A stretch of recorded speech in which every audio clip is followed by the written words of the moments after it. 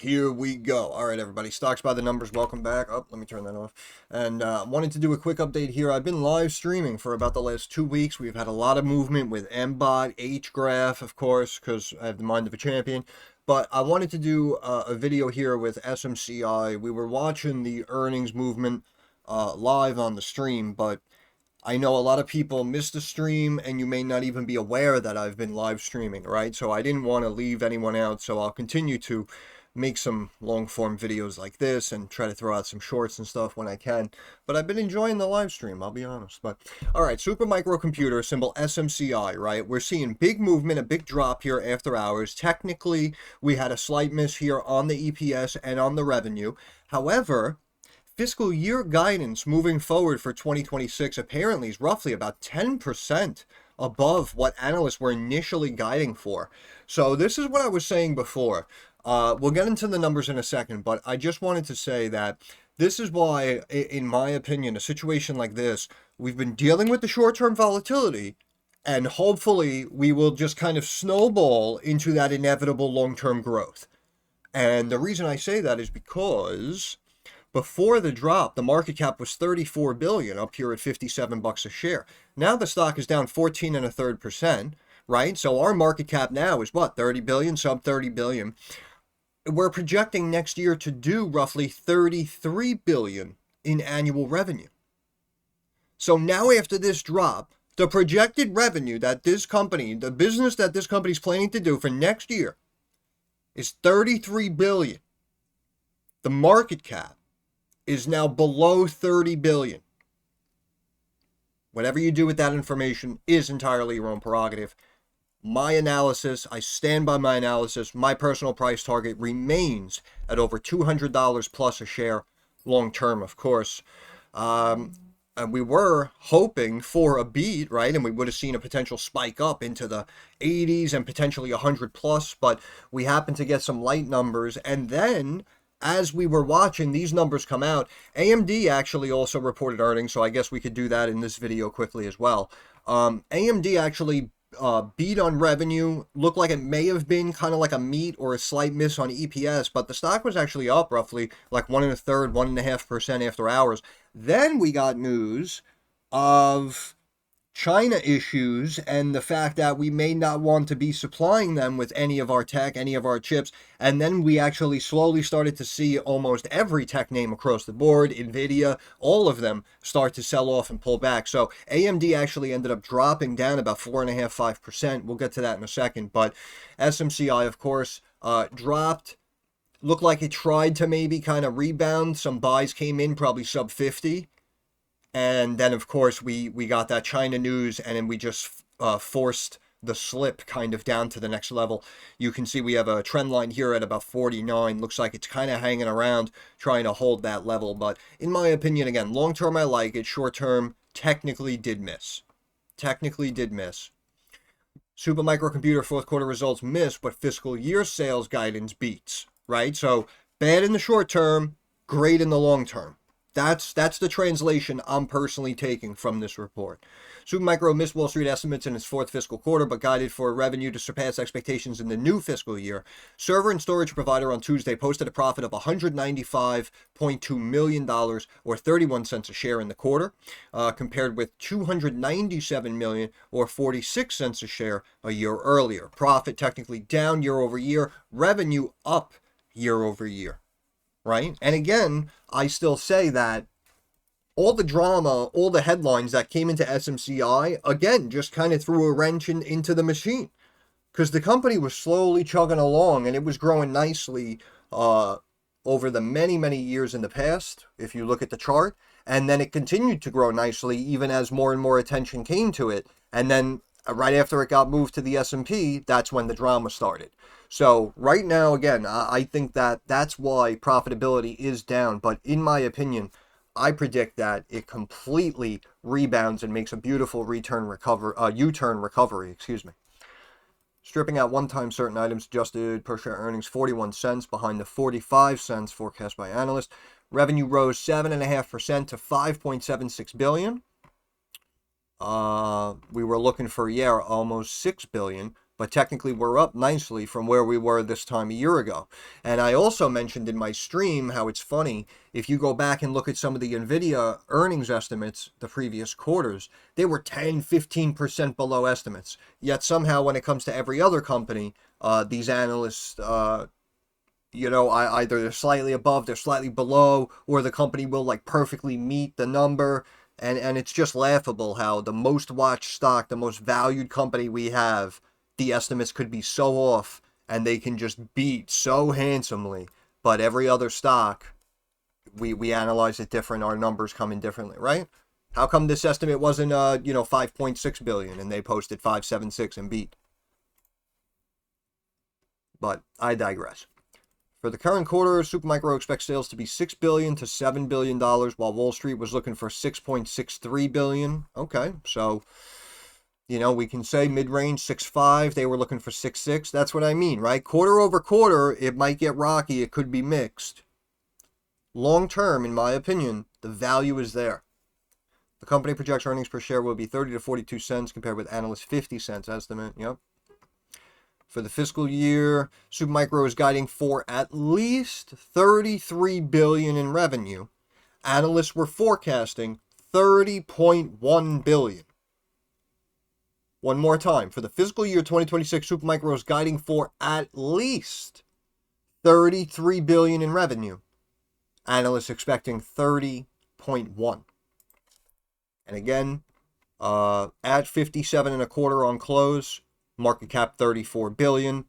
So we drop that by 15%, would be about 4.5 billion, which would bring our market cap to roughly, we'll call it 29.5 billion currently. Revenue projected for next year, at least 33 billion. So SMCI, again, even a lot of people in the chat as we were watching it live, they were saying, yeah, we'll give it a day or two to cool down, and then, I might step in, might add some more shares, just keep building the position. So right here, we're down here, right at this fib here in the high 48s.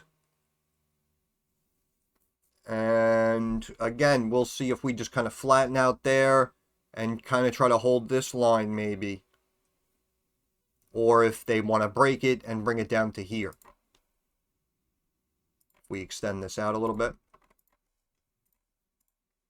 right? Again, that was the resistance that we were looking at, right? We curled, had the big drop, reclaimed support, and then popped right above. So that would be 44. If we bring it straight down, again, back to this trend line here would be about 40. So they could really drop it. And again, you have a lot of people trading shares on this now because they see how volatile it is. You probably had a lot of money coming into options, playing the earnings because of how volatile this stock is. And that's why we've seen, even when it breaks and has a big chunk down, it has the ability to chunk right back up. So, again, short-term volatility for the long-term growth. My opinion, again, I stand by my analysis. I personally remain bullish on SMCI, even though technically they are down big right now, 14.5% again. News from China. AMD expects steep production ramp for MI350 series in back half of year. Beautiful. Yeah, and AMD, you can see basically rebounding to where it was, right? This was the reaction when the numbers came out, again, because revenue was technically above estimates. EPS, again, they're saying it was a slight miss, fine. But technically mixed, but you can see we spiked up and we were kind of staying up here. We were up about 1% in change. And then you can see it was literally right here. We got like the news. We came all the way down here to the trend line. You can see it's bouncing very nicely now, though, back up to almost 172. But AMD closed 174 and a third, down 2.5 points, 1.4%. After hours sitting at 170, 170 currently. Of course, it changes, as I say. Down 3 points, 1.6%, we'll call it. Let's get into what's going on. All right, back half of the year, which we're in right now. AMD CEO sees durable growth drivers for server CPU business. AMD set records for both cloud enterprise CPU sales in second quarter. Phenomenal. Can't keep a good man down. AMD adjusted earnings 48 cents. Lower than last year, right? But you can see again, AMD technically beat revenue, right? Came in above estimates, and their profitability is down year over year as well. So that's why, again, to beat SMCI up over the EPS miss, in my opinion, people are missing the big picture. People are missing the big picture, in my opinion. Mean expectation of 38 analysts was 49 cents. They post 48. Okay, so they missed by 1 cent, we'll say, okay? Revenue rose 31.7% to $7.69 billion. Analysts expected $7.42 billion. Very nice beat for AMD. Net income $872 million. Up big this year.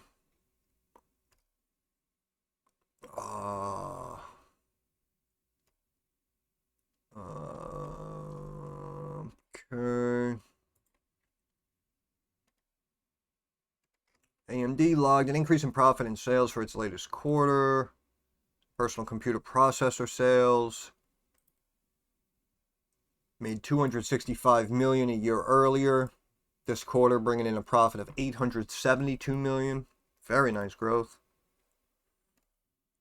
Revenue rose, beat estimates. Data center revenue, rose 14% to $3.2 billion. Client and gaming sales rose 69% to $3.6 billion, while sales in the company's embedded segment declined 4% to $824 million. Smallest segment had a small decline, drop in the bucket. Chief executive said the company's revenue growth was driven by record server and PC processor sales. Quote, we are seeing robust demand across our computing and AI product portfolio, and we are well positioned to deliver significant growth in the second half of the year, driven by the ramp of our AMD Instinct MI350 series accelerators and ongoing EPYC and Ryzen processor share gains. For the current quarter, company guided for revenue of about $8.7 billion, plus or minus $300 million, up from $6.82 billion in the year earlier. Analysts were looking for 8.3, guiding for revenue of 8.7 billion. Again, plus or minus 300 million. Even if it's minus, it would be 8.4. Analysts were looking for 8.32 billion. Which is probably why, again, if they want to try to hit it, if people, again, got concerned about this China news or whatever, it's kind of understandable, but also at the same time, you can't deny that growth. You can't deny that growth. And that's why, again, when we initially looked at it, back here in the 120s, I was saying the same thing. And we happened to drop down big with the rest of the markets before going to where we should be, right? So we happened to go down before up, but again, we were early, but stock's still up roughly 50%. More, obviously, if you added. But the growth is just immense. So AMD, I still like it. I still like it. Again, we're talking 8-9 billion a quarter now we're bringing in. So now we're up to, 37-40 billion. That we're trading roughly 7 times that number right now. Stock, again, slightly down. So that market cap's basically the same. But the earnings are there. The growth is there. And this is why I was saying, again, AMD doing a little bit better than SMCI, of course. But this is why I was saying months ago, in my opinion, don't focus so much on NVIDIA. Because a lot of that value has been factored in already. I mean, it really has. I mean, the company's doing great things and they're pumping out these new chips and revenues up to whatever, 40 billion or whatever. But it's not a $4 trillion company. Like, you know what I'm saying? Like, it's ridiculous. So that's why you could always potentially see a pause in something like NVIDIA for 1, 2, 3 years, believe it or not. Could go into a long-term deep consolidation and then explode back up. You know what I mean? With the consistent growth coming in. And now it could readjust itself and give it new higher value again. Same thing with SMCI. Again, people forget. I mentioned I used to watch SMCI years ago when I was a broker. All right, that's a little too much. But again, right here, look. The whole time, even before that, the stock was up. It was growing nicely. From February 15, really to there, right? Because that's where the breakout happened. So from February 15 to April 19, 4-year consolidation. And then all of a sudden, explosion in price. You know what I mean? So believe it or not, something like that on NVIDIA, it could definitely happen. But again, this goes back to what I was saying a while back, that in my opinion, with the value and the price tag we're putting on NVIDIA currently, compared with how the backup tech players are valued, this is why I was saying, in my opinion, you want companies like the IBMs, your Intels, even initially, right, when Trump got in, we got news of Cisco, Oracle, right? You want the backup tech players, your SMCIs, your AMDs. You want the backup tech players, because in my opinion, that's where the wave of growth and profits are going to be. Because in NVIDIA, they're technically already factored in. Could always go higher, but you have a higher ceiling with the backups. You know what I mean? But yeah, I still like both AMD and SMCI, but they both reported earnings, and we can see AMD now reversing nicely. Went green actually a moment ago, so it's sitting back there basically flat. SMCI very, very flat, tightening taking place right here around 49, the key level of the fib, key fib level again, the high 48s. So we're tightening right here. We're hanging out. Hopefully we can see maybe some buys come in with the stock now sub 50. So we can see some potential dip buys come in. But short-term volatility for the long-term growth, in my opinion. But that's pretty much all I have to say about those. But I know they both reported earnings and were moving, so I figured I'd jump on, as I said, and do an individual long-form video for those of you who happen to miss the live stream when we were watching it. But that's it. I'll end it there. So once again, Stocks by the Numbers. I want to thank you for stopping by. If you have any questions, comments, or concerns, drop it in the comments section. I'm usually pretty quick to reply. Thumbs up algorithm helps me keep more eyes on the channel. And of course, subscribe to the channel. That is our handshake agreement. That is how you help me help you. But more importantly, moving forward, like I always say, I understand that markets are rocky, they're volatile, and they're very uncertain. So I want to wish all of you success. I hope everyone makes a couple of dollars. Thank you for your time. Have a good day.